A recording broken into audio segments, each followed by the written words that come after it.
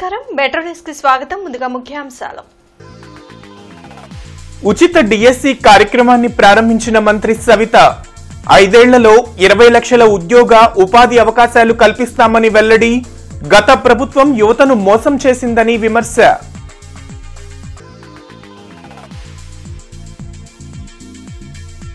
టిట్కో ఇళ్ల అవకతవకలపై దర్యాప్తుకు ఆదేశం అసెంబ్లీలో ప్రకటించిన మంత్రి నారాయణ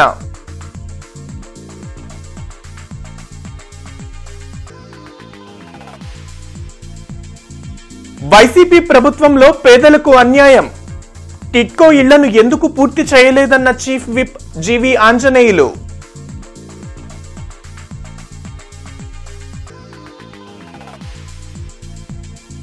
వీధి కుక్కల సమస్యకు పరిష్కారం చూపాలి 0 అవర్లో అసెంబ్లీలో ప్రస్తావించిన ఎమ్మెల్యే గళ్ళా మాధవి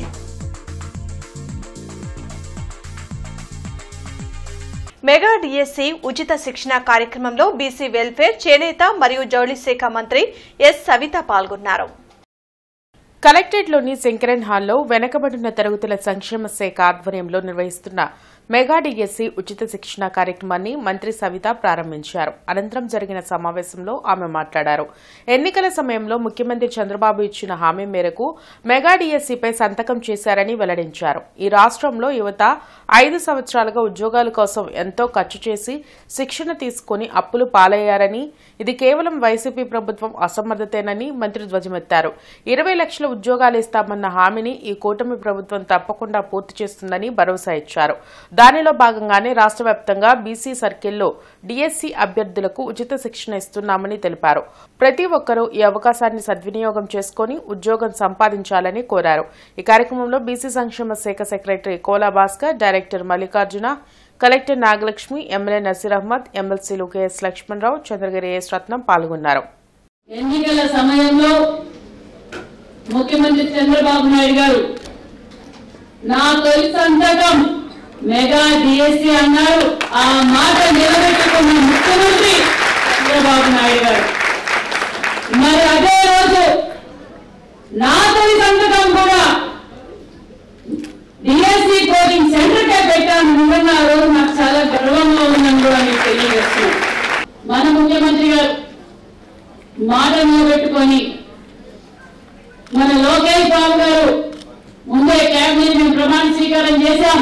చేసి వచ్చిన తర్వాత మన యువగలం అధినేత మన విద్యాశాఖ మంత్రి నారా లోకేష్ గారు ఏం చెప్పారంటే ఫస్ట్ మెగా డిఎస్సి ఇవాళ పిల్లలకి 20 లక్షల ఉద్యోగాలు ఇస్తామన్నా అందులో భాగంగా ఇది కూడా మనం చేయాలని కంకణం కట్టుకొని మెగా డిఎస్సి మేము ఇచ్చాం.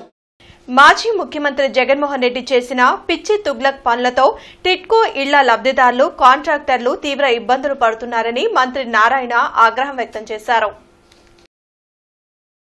గత ప్రభుత్వ హయాంలో జరిగిన లబ్ధిదారుల ఎంపిక, బ్యాంకులకు డీడీల చెల్లింపులో జరిగిన అక్రమాలపై దర్యాప్తునకు ఆదేశిస్తున్నట్లు మంత్రి నారాయణ ప్రకటించారు. అసెంబ్లీ సమావేశాల్లో టిట్కో ఇళ్లపై జరిగిన స్వల్పకాలిక చర్చలో మంత్రి నారాయణ ప్రసంగించారు. గత ప్రభుత్వం లబ్ధిదారులు చెల్లించాల్సిన వాటాలో గందరగోళం చేసి అస్తవ్యస్తంగా మార్చేసిందన్నారు. ఒక కక్ష సాధింపుతో పేదల నిరుపేదలకి ఎందుకు ఇట్టాటిళ్ళని ఉన్న ఇళ్లలో 2,38,360 ఇళ్లను క్యాన్సిల్ చేసి కేవలం 2,61,640 ఇళ్లు మాత్రం ఉంచారు. కానీ ఉంచి అవన్నీ కంప్లీట్ చేశారంటే అవి కూడా కంప్లీట్ చేయాల. మన ప్రభుత్వం ఉన్నప్పుడే మనం 77,000 ఇళ్లని కంప్లీట్ చేయడం జరిగింది. ఈ ప్రభుత్వం వచ్చి 5 సంవత్సరాల్లో విత్ ఇన్ఫ్రాస్ట్రక్చర్ పూర్తి చేసింది 57,000 మాత్రమే. 57,000 ఇళ్లు ఇన్ఫ్రాస్ట్రక్చర్ లేకుండా 1,10,000 ఇళ్లు చేశారు. ఇప్పుడు అంత సభ్యులందరూ చెప్పారు రోడ్డు లేదు, డ్రైన్ లేదు, ఎస్టీపీ లేదని. 1,10,000 నామకే వాసి. అవి కూడా ఏంటంటే మన ప్రభుత్వంలో 75% కంప్లీట్ చేసి, 90% కంప్లీట్ చేసి, 85% కంప్లీట్ చేసిన ఆ 1,10,000 మాత్రం కంప్లీట్ చేశాడు. మిగతా అన్ని వదిలేశారు. ఈ విధంగా ఒక కక్ష సాధింపుతో, ఇది కేవలం కక్ష సాధింపు, ఎందుకంటే పేదలు నిరుపేదలకి చక్కటి భారతదేశంలో ఏ రాష్ట్రంలో కూడా ఇలాంటి ఇల్లు కట్టలేదండి. వీధి కుక్కల సమస్యలపై తగు చర్యలు తీసుకోవాల్సిన అవసరం ఉందని శాసనసభ దృష్టికి ఎమ్మెల్యే గల్లా మాధవి తీసుకెళ్లారు. 0 అవర్లో ఆమె మాట్లాడారు. వీధి కుక్కలు విపరీతంగా పెరిగిపోవడం వల్ల రోడ్లపై తిరిగేందుకు ప్రజలు భయపడుతున్నారని చెప్పారు. అనేక మంది చిన్నారులు వీధి కుక్కల దాడిలో మృతి చెందడం బాధాకరమని తెలిపారు. ప్రభుత్వం ఈ అంశాన్ని సీరియస్ గా తీసుకుని తగు పరిష్కారం చూపాల్సిన అవసరం ఉందని పేర్కొన్నారు. చీకటి పడితే తమ ఇళ్లకు ప్రశాంతంగా వెళ్లలేని పరిస్థితి అధ్యక్ష. వీధికి 15 నుంచి 20 కుక్కల దాకా ప్రజల్ని భయాందోళనకి గురి చేస్తూ పసిపిల్లల ప్రాణాలు సైతం కబలిస్తున్నాయి అధ్యక్ష. అదేవిధంగా ప్రతినిత్యం కూడా ఉదయం పారిశుద్ధ కార్మికులకు కూడా అత్యంత సవాలుగా మారుతున్నాయి అధ్యక్ష ఈ వీధి కుక్కలు. అధ్యక్ష, వీధి సింహాలుగా మనుషులకు అత్యంత సన్నిహితమైన జంతువులుగా పరిగణించబడే ఈ కుక్కలు ఈ రోజు క్రూర మృగాలుగా మారిపోతున్న పరిస్థితి అధ్యక్ష. అయితే వీటి సంరక్షణ కోసం ఇటు ఎన్జిఓలు సొసైటీలు పనిచేస్తున్నప్పటికీ పూర్తి స్థాయిలో వాటి పరిరక్షణ చేయలేని పరిస్థితుల్లో ఇవి ప్రజలకు ఒక సవాలుగా మారిపోయాయి అధ్యక్ష. కాబట్టి ఇటు స్థానిక ప్రజలు, మున్సిపల్ కార్పొరేషన్ వారు, అదేవిధంగా స్థానిక ప్రతినిధులు భాగస్వాములుగా అయ్యి ఒక పటిష్టమైన పాలసీని తీసుకొచ్చి ఈ సమస్యలకి పరిష్కారం తీసుకురావాల్సిందిగా కోరుతున్నాను అధ్యక్ష. ఇది నా యొక్క నియోజకవర్గం కాదు అధ్యక్ష, యావత్ రాష్ట్రంలో కూడా, అదే భారతదేశంలో కూడా ఈ యొక్క సమస్య చాలా జటిలమైంది అధ్యక్ష. కాబట్టి మనం తీసుకునే ఈ నిర్ణయము యావత్ భారతదేశానికి కూడా ఒక ప్రామాణికంగా ఉంటుంది అధ్యక్ష. 5 ఏళ్లలో టిట్కో ఇళ్లను ఎందుకు పూర్తి చేయలేదని రాష్ట్ర ప్రభుత్వ చీఫ్ విప్ జీవీ ఆంజనేయులు ప్రశ్నించారు. వైసీపీ ప్రభుత్వంలో పేదలకు చాలా నష్టం జరిగిందని జీవీ ఆరోపించారు. ఏడాదికి 5 లక్షలు ఇళ్లు ఇస్తామని చెప్పిన జగన్ అధికారంలోకి వచ్చాక వాటిని పట్టించుకోలేదని అన్నారు.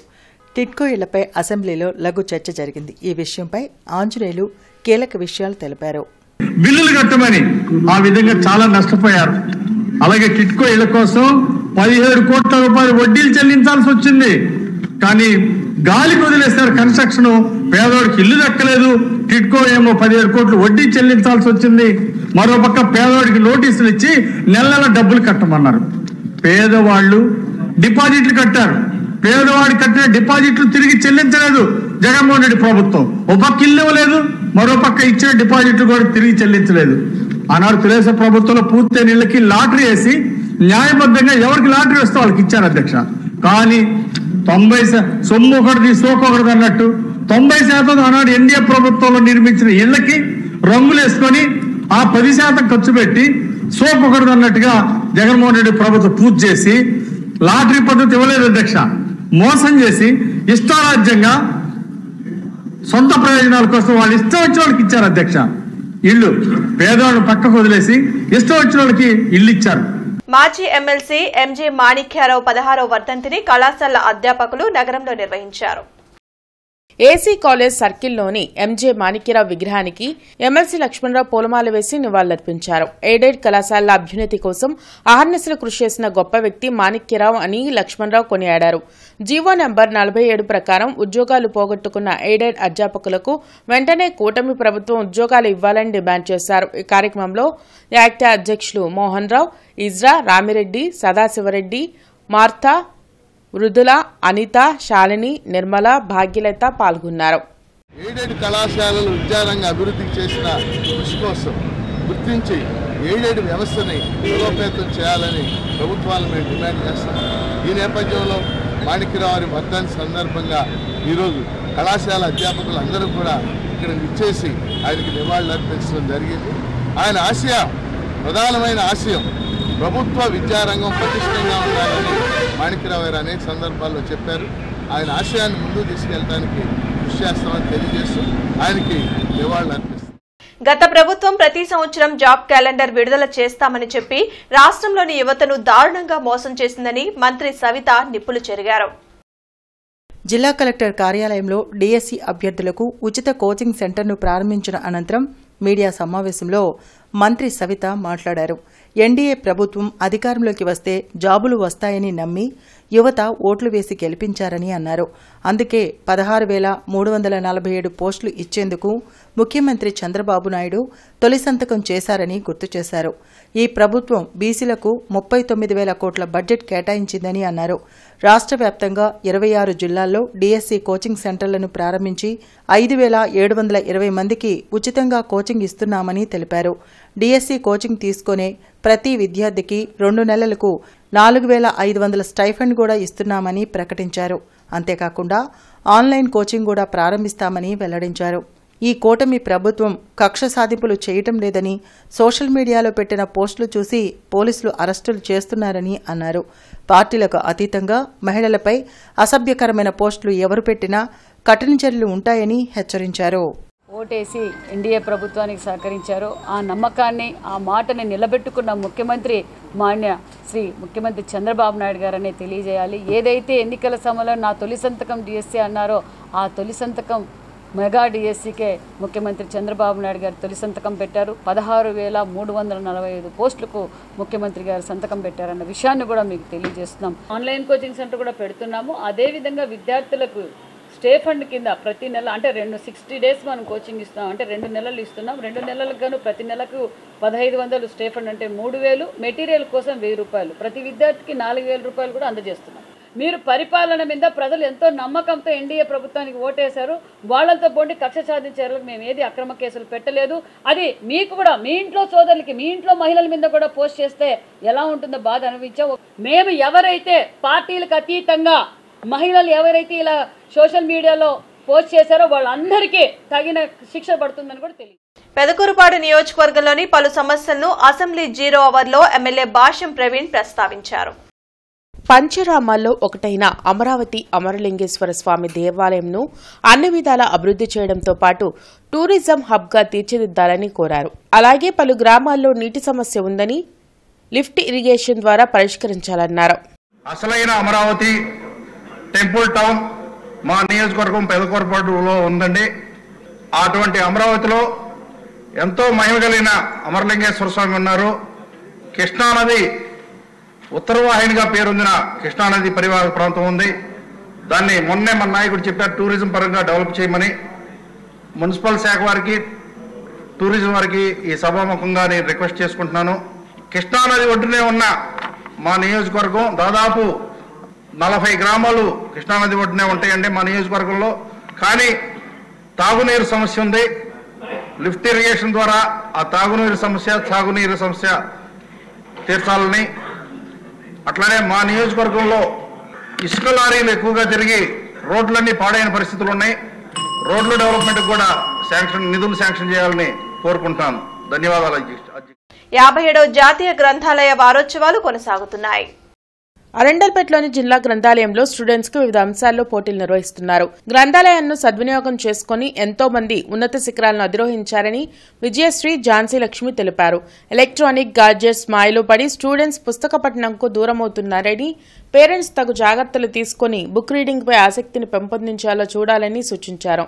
వారోత్సవాల్లో భాగంగా అవగాహన ర్యాలీని నిర్వహించారు. చదువరి యొక్క టైం వృధా చేయకుండా గ్రంథాలయంలో ఉన్న మన వ్యవస్థ వాళ్ళకి సమాచారాన్ని అందించాలన్న ఉద్దేశంగానే ఆయన ఒక లైబ్రరీ సైన్స్ని ఏర్పాటు చేయడం జరిగింది. ఈ లైబ్రరీ సైన్స్ ద్వారానే ఈరోజు గ్రంథాలయాలలో ఉద్యోగులు, అలాగే ఈ ఒక గ్రంథాలయ సంస్థలో ఒక భాగమైనారు. కాబట్టి ఈ గ్రంథాలయాలని అందరూ ఎక్కువగా పిల్లలు, ముఖ్యంగా పెద్దవారు, అదేవిధంగా మన గ్రంథాలయాలకు వస్తున్న పోటీ పరీక్షలకు సంబంధించిన పుస్తకాలు కూడా ఎన్నో మన గ్రంథాలయంలో ఏర్పాటు చేయడం జరుగుతున్నది. ఆ పుస్తకాలని చదివి చాలామంది ఉద్యోగులు సంపాదించుకుంటున్నారు. ఈ గ్రంథాలయాలలో చాలా వరకు కానీ మన పుస్తకాలు చదివి మంచి మంచి ఉద్యోగాలు సంపాదించుకున్న ఉద్యోగులు చాలామంది ఉన్నారు. డెవలప్ ట్రీస్ ఐటీ సొల్యూషన్స్ ఉద్యోగులు తమకు న్యాయం చేయాలంటూ ఆందోళనకు దిగారు. వీరికి మద్దతుగా ఎన్ఎస్యుఐ నిలిచింది. ఐటీ ఉద్యోగాల పేరుతో సుమారు 650 మంది నుంచి 1,00,000 నుంచి 6 లక్షల రూపాయలు వసూలు చేసిన డెవలప్ ట్రీస్ ఐటీ సొల్యూషన్స్ యాజమాన్యం బోర్డు తిప్పేసిందని ఉద్యోగులతో పాటు ఎన్ఎస్యుఐ జిల్లా అధ్యక్షులు కరీం ఆరోపించారు. నిందితులను అరెస్ట్ చేయకుండా పోలీసులు తత్సారం చేస్తున్నారని విమర్శించారు. తమకు న్యాయం చేసి కట్టిన డబ్బులను తిరిగి ఇప్పించాలని బాధితులు వేడుకుంటున్నారు.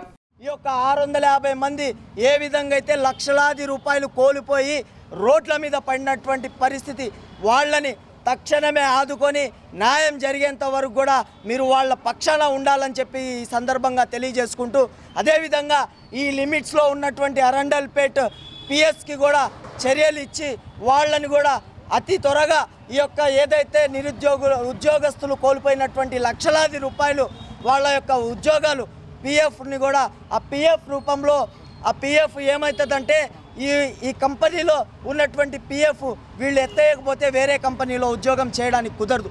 అలాంటిది ఆ పిఎఫ్ని కూడా ఈ కంపెనీలో నుంచి ఎత్తివేసే విధంగా చర్యలు తీసుకోవాలని చెప్పేసి గౌరవనీయులైనటువంటి ఈ రాష్ట్ర ప్రభుత్వాన్ని కోరడం జరుగుతూ ఉంది. స్థానిక సంస్థల ఎన్నికల కోసం ఇప్పటి నుంచే కాంగ్రెస్ పార్టీ ప్రణాళికలు సిద్ధం చేస్తుందని జిల్లా అధ్యక్షులు విజయ్ కుమార్ తెలిపారు. డీసీసీ కార్యాలయంలో కొత్తగా నియమితులైన 7 నియోజకవర్గాల సమన్వయకర్తలతో జిల్లా కమిటీ సమావేశం నిర్వహించారు. జిల్లా వ్యాప్తంగా మండలాలు, గ్రామాల స్థాయిలో కమిటీలను ఏర్పాటు చేయాలని జిల్లా అధ్యక్షులు విజయ్ కుమార్ కోరారు. కాంగ్రెస్ రాష్ట్ర అధ్యక్షురాలు వైఎస్ షర్మిలారెడ్డి కొత్తగా నియోజకవర్గ ఇన్ఛార్జ్లను నియమించారని వెల్లడించారు. కాంగ్రెస్ పార్టీని రాష్ట్రంలో బలోపేతం చేసేందుకు ప్రతి ఒక్కరూ కృషి చేయాలని విజ్ఞప్తి చేశారు. ఈ కార్యక్రమంలో మాజీ ఎమ్మెల్యే మస్తాన్ వలి, లింగంశెట్టి ఈశ్వరరావు, శ్రీపతి ప్రకాశం, బిల్లా సునీల్, రాచకొండ జాన్బాబు, సలీం, గాదే నాగేశ్వరరావు తదితరులు పాల్గొన్నారు. పార్టీ భవిష్యత్తు గురించి, పార్టీ ఏ రకంగా నియోజకవర్గాల్లో, మండలాల్లో, గ్రామాల్లో ముందుకు వెళ్ళాలి, ఎలా తీసుకెళ్లాలనే దాని మీదట మరి ఆ నాయకులతో ఒక కార్యక్రమం జిల్లా పార్టీ కార్యాలయంలో ఏర్పాటు చేయబడింది. ఈ కార్యక్రమానికి ముఖ్య అతిథులుగా జిల్లా కాంగ్రెస్ పార్టీ ఇన్ఛార్జి, గుంటూరుకు సంబంధించిన ఇన్ఛార్జి గారు శ్రీపతి ప్రకాశం గారు, అలాగే సీనియర్ కాంగ్రెస్ పార్టీ నాయకుడు, మాజీ వర్కింగ్ ప్రెసిడెంట్, ఎక్స్ఎమ్మెల్యే గారు అయినటువంటి మస్తాన్ వలి గారు, అలాగే క్రమశిక్షణ కమిటీ సంఘం చైర్మన్, మాజీ ఎమ్మెల్యే గారు, మాజీ డీసీసీ అధ్యక్షులు, సీనియర్ నాయకులు పెద్దలు లింగశెట్టేశ్వరరావు గారు కూడా ఈ కార్యక్రమానికి రావడం జరిగింది. ముఖ్య ఉద్దేశం ఏంటంటే ఈ 7 అసెంబ్లీ కోఆర్డినేటర్లు నియోజకవర్గంలో పార్టీని ఎలా బలోపేతం చేయాలి, మండలాధ్యక్షుల్ని, అలాగే గ్రామ అధ్యక్షుల్ని, అలాగే టౌన్లు ఉన్నట్టయితే టౌన్ అధ్యక్షుల్ని, టౌన్ ప్రెసిడెంట్లని, వీళ్ళందరినీ కూడా ఎన్నుకోవటం కోసం ఎవరైతే పనిచేస్తారో వాళ్ళని ప్రాతిపదికగా తీసుకొని వాళ్ళని నియమించమని చెప్పని జిల్లా పార్టీ నుంచి ఈ కాంగ్రెస్ పార్టీలో ఉన్న పెద్దలందరూ కూడా వారికి దశ దిశ నిర్దేశిస్తూ ఏ విధంగా కాంగ్రెస్ పార్టీ బలోపేతం చేయాలి, ఏ విధంగా మరి ఒక్కొక్క నియోజకవర్గంలో ఉన్నటువంటి ఈ మండలాల్లోనైతేనేమి మరి జిల్లా హెడ్ క్వార్టర్స్ అయినటువంటి నగరంలో ఉన్నటువంటి డివిజన్ అధ్యక్షులను కూడా నియమించి రేపు జరగబోయేటటువంటి జిల్లా పరిషత్ ఎలక్షన్స్లో కానీ, మండల ఎలక్షన్స్లో కానీ, పంచాయతీల్లో కానీ, అదేవిధంగా మరి నగరం అయినటువంటి ఎలక్షన్స్లో కూడా కాంగ్రెస్ పార్టీ ఖచ్చితంగా ఈసారి ఎంతో కొంత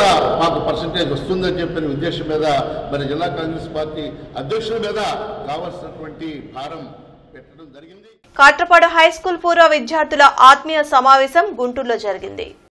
గార్డెన్స్లోని అన్నమయ్య గ్రంథాలయ సమావేశ మందిరంలో 1962 నుంచి కాట్రపాడు పోలశెట్టి సోమసుందరం జిల్లా పరిషత్ హైస్కూల్లో చదివిన పూర్వ విద్యార్థుల ఆత్మీయ సమావేశం జరిగింది.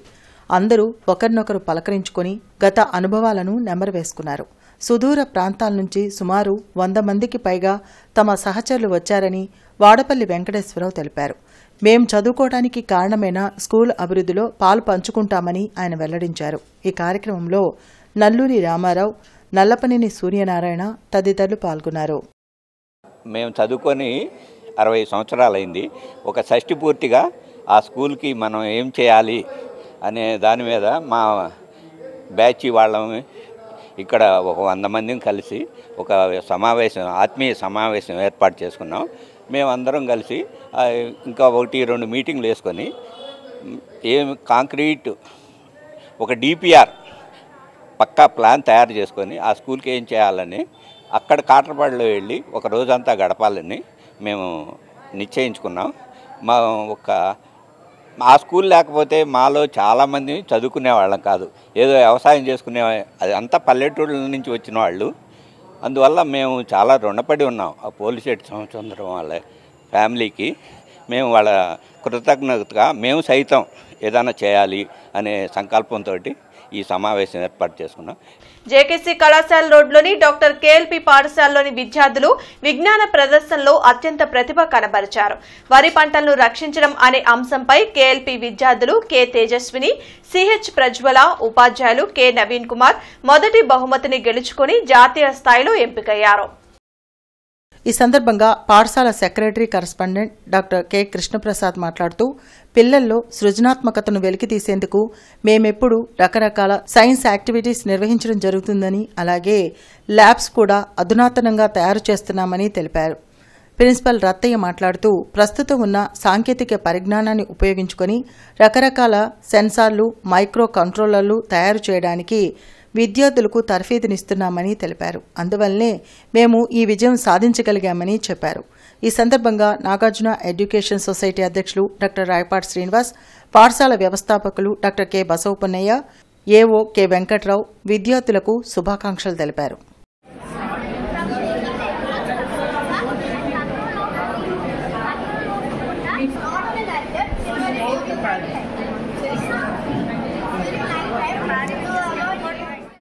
యాభై 57వ జాతీయ గ్రంథాలయ వారోత్సవాల్లో భాగంగా గ్రంథాలయ అధికారి వేముల విజయకుమార్ ఆధ్వర్యంలో జూనియర్స్ కు గ్రంథాలయాలు, వాటి ప్రాముఖ్యత అనే అంశంపై, సీనియర్స్ కు ప్రస్తుతం జరుగుతున్న యుద్ధాలు, వాటి పరిణామాలు అనే అంశంపై వ్యాసరచన పోటీలు నిర్వహించారు.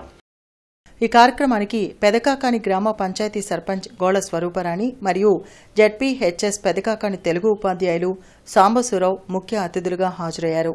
ఈ సందర్భంగా సాంబశివరావు మాట్లాడుతూ 1968వ సంవత్సరం నుండి ఈ జాతీయ గ్రంథాలయ వారోత్సవాలు జరుపుకుంటున్నామని విద్యార్థులకు తెలిపారు. మాదక ద్రవ్యాల వల్ల కలిగే దుష్ఫలితాల గురించి విద్యార్థులకు వివరించారు. గ్రంథాలయ ఉద్యమంలో పాల్గొన్న వ్యక్తులైన అయ్యంకి వెంకటరమణయ్య, ఏఎస్ఆర్ రంగనాథన్, గాడిచెల్ల హరి సర్వోత్తమరావు, పాతురి నాగభూషణం మొదలైన వారిని స్మరించుకున్నారు. వారి చిత్రపటాలకు పూలమాలలు వేసి ఘన నివాళులర్పించారు. ఈ కార్యక్రమంలో Saint Joseph high school teachers Rahel, Josna, BVR school ఉపాధ్యాయులు మహేంద్ర, పుస్తక పంపిణీ కేంద్రం నిర్వాహకురాలు మాధవీలత విద్యార్థులు పాల్గొన్నారు.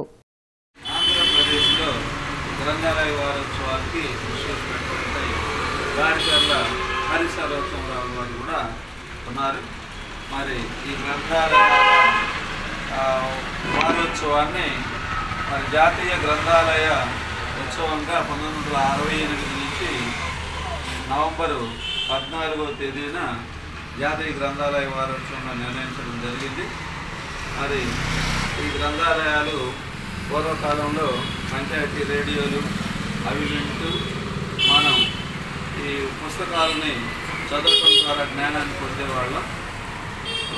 ఇప్పుడు కాలంలో మరి శాస్త్ర విజ్ఞానం పెరగటం వల్ల మరి గ్రంథాలయాల్లో కూడా మరి అభివృద్ధి అనేటువంటిది కలిగి నగరంలోని వీధి వ్యాపారులు గుర్తింపు కార్డు కొరకు దరఖాస్తు చేసుకునేందుకు సోమవారం నగరపాలక సంస్థ ప్రధాన కార్యాలయం మరియు నగరపాలక సంస్థ సర్కిల్ కార్యాలయం నందు ప్రత్యేక కౌంటర్లు ఏర్పాటు చేశామని, ప్రతి ఒక్క తోపుడు బండి, వీధి వ్యాపారి ఈ అవకాశాన్ని సద్వినియోగం చేసుకోవాలని నగర కమిషనర్ పులి శ్రీనివాసులు తెలిపారు.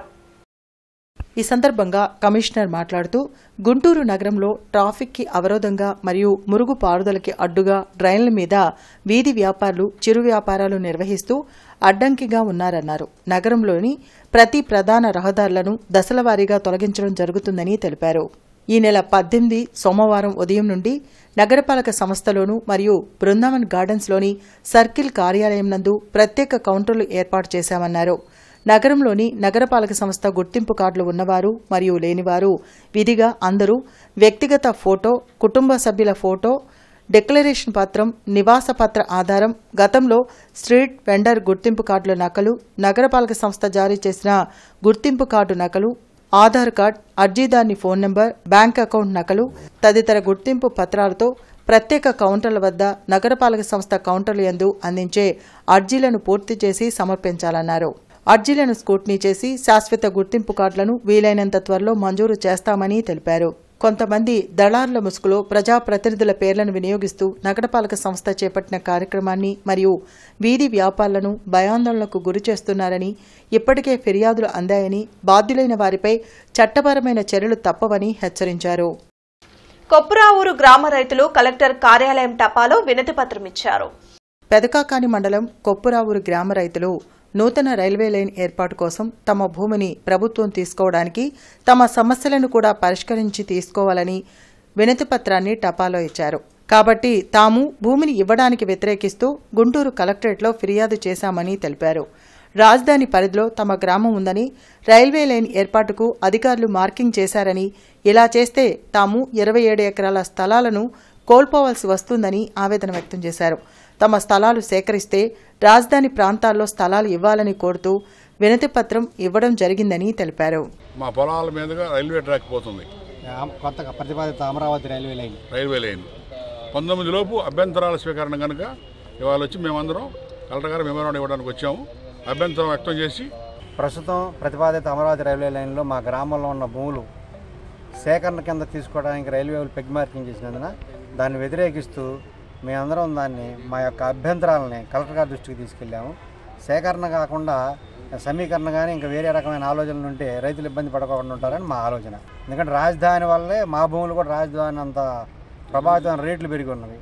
దాంట్లో సేకరణ వల్ల ఇస్తే రైతులందరూ చాలా నష్టపోతారు. అంతా ఎకరం అరెకరం రైతులే మొత్తం అందరూ నష్టపోతారు. కాబట్టి దీన్ని ప్రధానంగా దృష్టిలో పెట్టుకుని మా గ్రామ రైతులకు న్యాయం చేస్తారని మేము కలెక్టర్ గారిని కలవడానికి వచ్చాము. AP state fibre net limited chairman గా జీవీ రెడ్డి బాధ్యతలు స్వీకరించారు.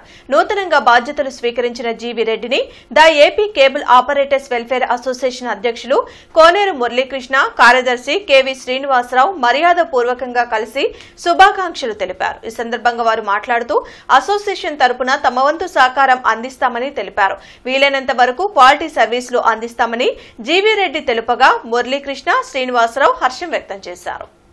ఉప్పలపాడు గ్రామానికి చెందిన 10వ తరగతి చదువుతున్న తాడిపోయిన శ్రీలక్ష్మి జిల్లా స్థాయి నుండి నేషనల్ ఫుట్బాల్ టీంకి సెలెక్ట్ అయినందుకు తాడిపోయిన సంపత్, తాళ్ల వెంకటేష్ యాదవ్ చేతుల మీదుగా 10,000 రూపాయలను అందజేశారు. క్రీడల్లోనూ మరియు చదువుల్లోనూ మరింత ముందుకు వెళ్లాలని వారు ఆకాంక్షించారు. బులెటిన్ ముగించే ముందు ముఖ్యాంశాలు మరోసారి. ఉచిత డిఎస్సి కార్యక్రమాన్ని ప్రారంభించిన మంత్రి సవిత 5 ఏళ్లలో 20 లక్షల ఉద్యోగ ఉపాధి అవకాశాలు కల్పిస్తామని వెల్లడి. గత ప్రభుత్వం యువతను మోసం చేసిందని విమర్శ.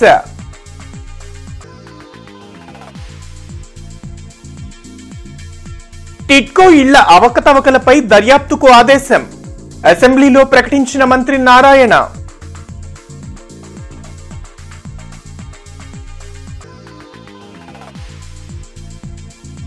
వైసీపీ ప్రభుత్వంలో పేదలకు అన్యాయం. టిడ్కో ఇళ్లను ఎందుకు పూర్తి చేయలేదన్న చీఫ్ విప్ జీవీ ఆంజనేయులు.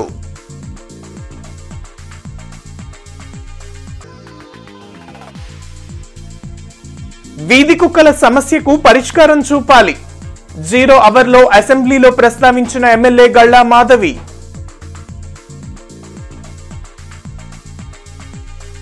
ఈ వార్తలు ఇంతటితో సమాప్తం. నమస్కారం.